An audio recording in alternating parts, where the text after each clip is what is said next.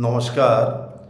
গতকাল 4ই সেপ্টেম্বর 2025 বাংলাদেশ প্রতিদিন জাতীয় দৈনিক পত্রিকা তারা একটি রিপোর্ট করেছেন যে বাংলাদেশে রাজনৈতিক সংকট কাটছে না।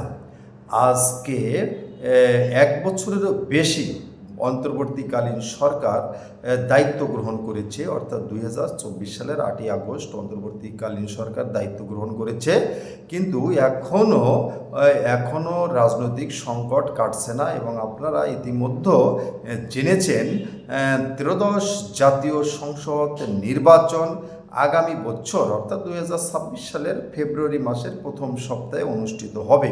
তারপরও কেন এখনও রাজনৈতিক সংকট কাটছে না, মানুষের মনে প্রশ্ন। এবং এ বিষয়ে বাংলাদেশ প্রতিদিন একটি রিপোর্ট করেছে যেসব কারণে রাজনৈতিক সংকট কাটছে না বরং বৃদ্ধি পাচ্ছে, তার কতগুলো কারণ আপনাদের মাঝে আমি তুলে ধরার চেষ্টা করছি। আপনারা জানেন আগামী জাতীয় সংসদ নির্বাচন ফেব্রুয়ারি মাসে অনুষ্ঠিত হওয়ার সম্ভাবনা আছে বা ইতিমধ্যে ইসি ঘোষণা করেছেন, আর এই ঘোষণাকে স্বাগত জানিয়েছে জাতীয়তাবাদী দল বিএনপি।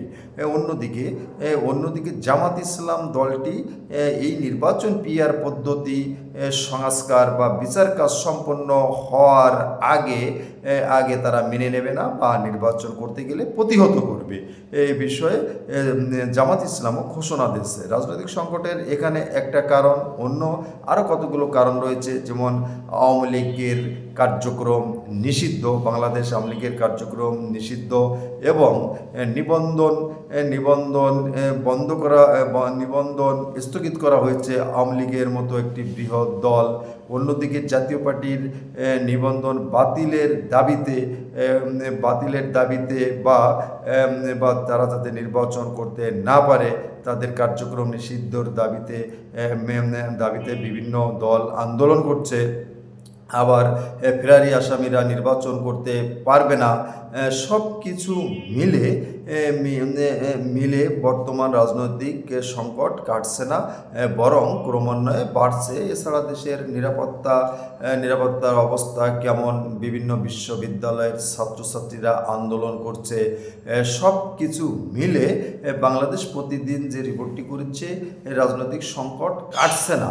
এর কারণ আমি উল্লেখ করলাম, আরও অনেক কারণ রয়েছে। আপনারা আরও যেসব কারণ জানেন সেসব কারণের মতামত বা কারণগুলো আপনারা উল্লেখ করবেন, আপনাদের মতামত তুলে ধরবেন কমেন্ট বক্সে।